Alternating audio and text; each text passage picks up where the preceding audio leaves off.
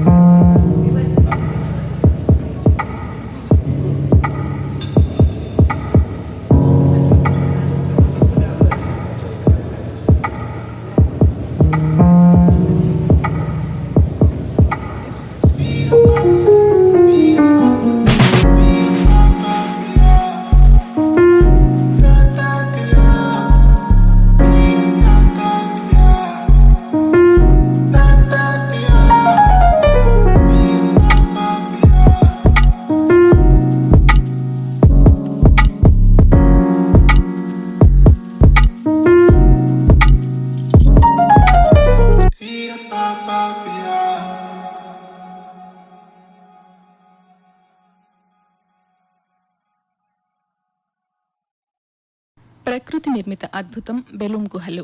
బెలూమ్ గుహల unit manager Shri AMV Kumar గారితో పరిచయం.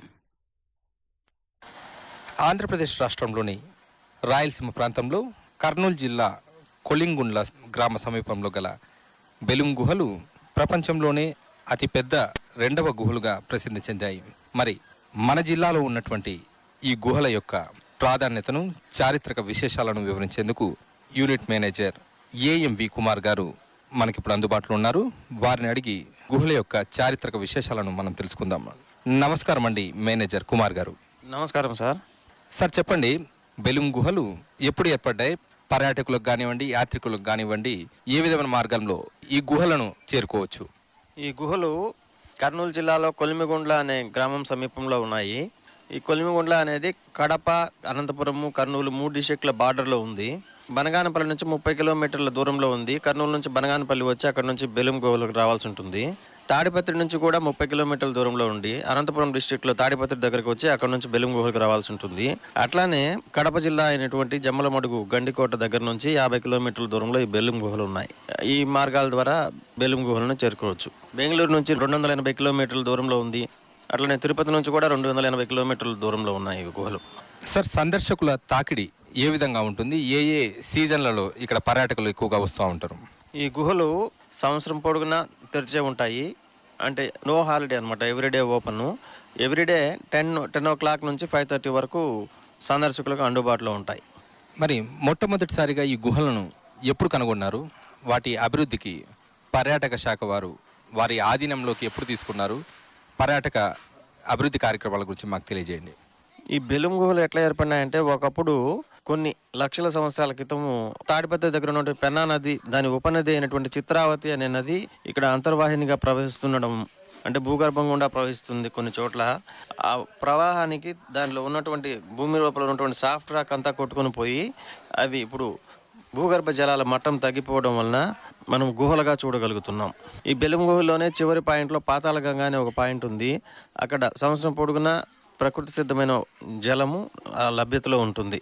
అది ఎప్పటికీ ఎండిపోదు. ఈ గుహల్లో కూడా ఎండాకాలమైనా కానీ వానాకాలమైనా కానీ దాదాపు 33 డిగ్రీల సెంటీగ్రేడ్, 1 డిగ్రీ అటు ఇటుగా స్థిరమైన ఉష్ణోగ్రత ఉంటుంది. కాబట్టి లోపల ఎండ ఉండడం కానీ లేకపోతే మరీ చలి పుట్టడం కానీ ఏం జరగదు.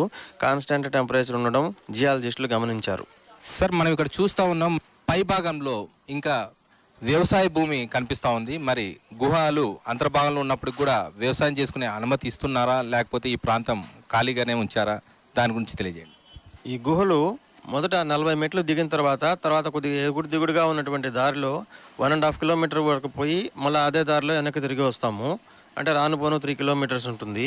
ఈ గుహల పైన 120 అడుగులు లేదా 30 మీటర్ల లోపల గుహలు ఉండడం వలన పైన వ్యవసాయం చేసుకున్నప్పటికీ దాని వలన గుహలకేమి ప్రమాదం జరగదు. కానీ ఒక 2 కిలోమీటర్ల పరిధిలో ఇక్కడ ఉన్నటువంటి గ్రానైట్ స్లాబ్స్ బండల పరిశ్రమల వాళ్ళు బ్లాస్టింగ్స్ ఏమి జరగకుండా నిషేధించినారు.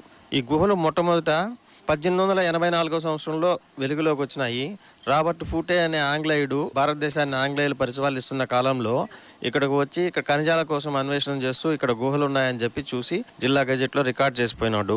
తర్వాత మళ్ళా 100 సంవత్సరాల తర్వాత అంటే 1982-84 సంవత్సరాల్లో డేనియల్ గేబర్ అనే జర్మన్ శాస్త్రవేత్త వాళ్ళ బృందాన్ని ఒక 20 మందిని తీసుకొని వచ్చి గుహల గురించి పరిశోధన చేస్తూ యాగంటి దగ్గర ఉన్నటువంటి వెంకటేశ్వర స్వామి గుహ అటువంటి దాని గురించి ఇక్కడ పరిశోధనలు చేస్తున్నప్పుడు బెలూమ్ గ్రామానికి చెందినటువంటి చలపతి రెడ్డి అనే ఒక రిటైర్డ్ డిఎస్పి వాళ్ళని అక్కడ ఉన్నారని తెలుసుకొని వాళ్ళని పిలుచుకు వచ్చి ఇక్కడ గుహలు ఉన్నాయి చూడండి అని తీసుకొచ్చి చూపించి వాళ్ళ చేత పరిశోధన చేపించినారు. ఒక 30 రోజులు ఈ గ్రామంలోనే చలపతి రెడ్డి గారింట్లోనే ఆ పరిశోధన బృందం ఉండి దీన్ని సర్వే చేసి ఒక 1.5 కిలోమీటర్ల వరకు ఒక రూట్ మ్యాప్ తయారు చేసి ఏ డైరెక్షన్లో ఎంత ఉన్నది అనేది మనకి ఇచ్చిపోయినారు. తర్వాత 1988వ సంవత్సరంలో ఆర్కియాలజీ డిపార్ట్మెంట్ వారు దీన్ని హ్యాండ్ ఓవర్ చేసుకుని ఒక గార్డ్ని నియమించారు. ఆ తర్వాత 1999వ సంవత్సరంలో ఈ చలపతి రెడ్డి గారు, నారాయణ రెడ్డి గారు అని రిటైర్డ్ డిఎస్పీ గారు ఇద్దరు పోయి ఏపీ టూరిజంకి శ్రీ ఆంజనేయ రెడ్డి గారు ఎండి అండ్ చైర్మన్గా ఉన్న కాలంలో ఆయన కలిసి ఈ గుహల్ని మీరు టూరిజం ద్వారా హ్యాండ్ ఓవర్ చేసుకొని డెవలప్ చేసి ప్రజలకు అందుబాటులో తేండి అని కోరితే ఆయన వెంటనే 1 కోటి రూపాయల నిధులు శాంక్షన్ చేపించి ఈ గుహలను 2 సంవత్సరాలు పట్టింది. దీన్ని అడ్డదిడ్డంగా రాళ్ళు బండలతో కూడిన దారిని తొలగించి ఒక నడకదారిని ఏర్పాటు చేసి లైటింగ్ ఏర్పాటు చేసి గాలి రావడానికని 8 బ్లేయర్లు ఏర్పాటు చేసినారు. 2002 సంవత్సరంలో జూన్ నుండి పర్యాటకులను టికెట్ల ద్వారా గుహల్లోనికి అనుమతిస్తున్నారు. బాగుందండి.